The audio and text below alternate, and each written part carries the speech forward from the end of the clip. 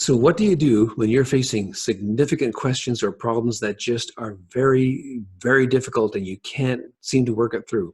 Well, I've talked in 3 videos ahead of this of things you can do, but there does come a time when you have to make a decision.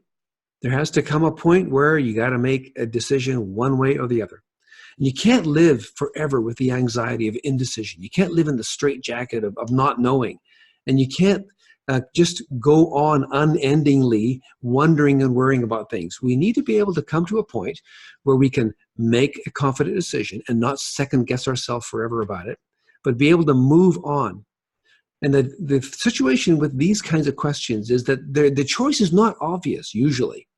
There's good reasons to do this and there's good reasons to do that. And so you're kind of wondering about what's the benefit of you choosing one or the other. And there's a fear about losing on this.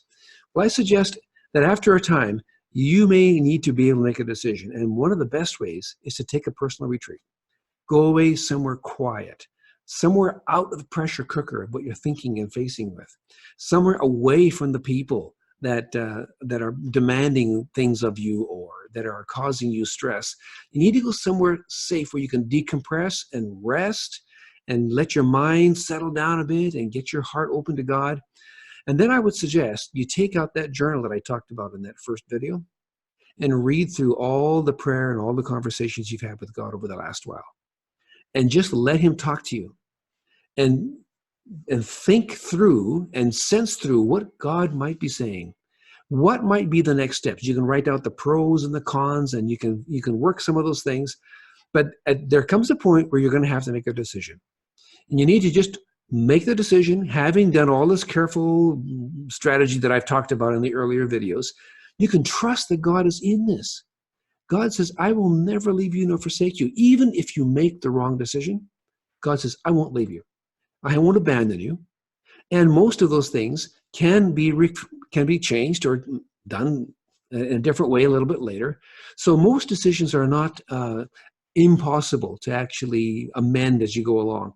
But what we really need to do is make a decision. And sometimes indecision ends up being a bad decision.